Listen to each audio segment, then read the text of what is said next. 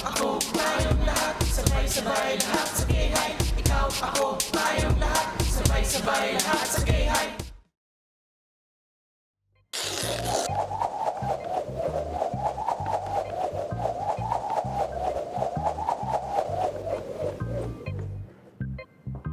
In this system, we will use elimination method.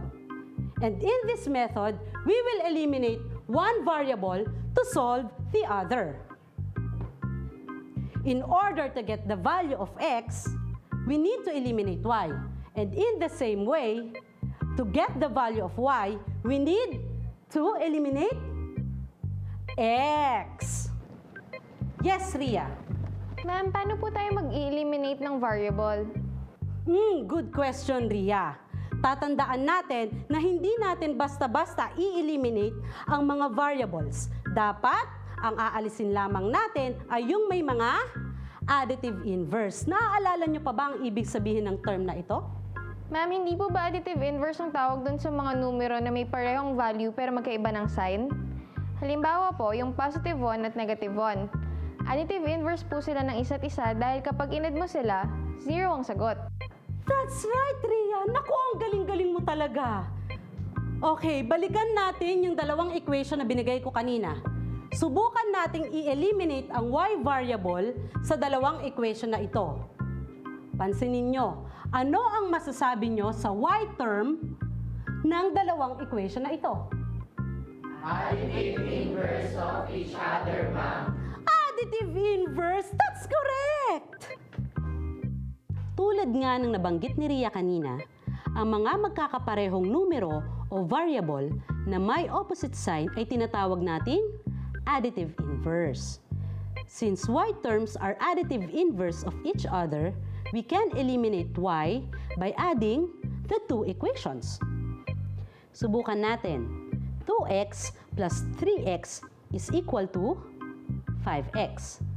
Dahil dito, ang ating bagong equation ay 5x plus 0 equals 25. From here, we solve for the x algebraically. And it is x equals 5.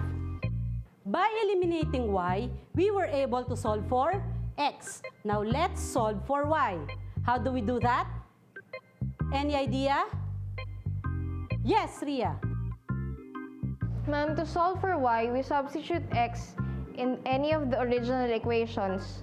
Let's say for the equation 2x plus y equals 9, when x is 5, it will then become 2 times 5 plus y equals 9. The answer will be 10 plus y equals 9. We then transpose 10 to the other side so that it will become y equals 9 minus 10. The answer will be y equals negative 1. But we need to check the systems. To check, we substitute the values of x and y in the original equations. 2x plus y equals 9, and x is 5 and y is negative 1, it will then become 2 times 5 plus negative 1 equals 9. The answer will be 10 plus negative 1 equals 9. Therefore, the answer 9 equals 9 is true. For the other equation, 3x minus y is 16.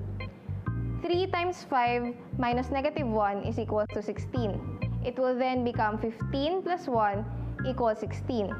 Therefore, the answer 16 equals 16 is true. We see that the values of the x and y satisfy the conditions of both the equations. Therefore, the solution to the system is 5, negative 1.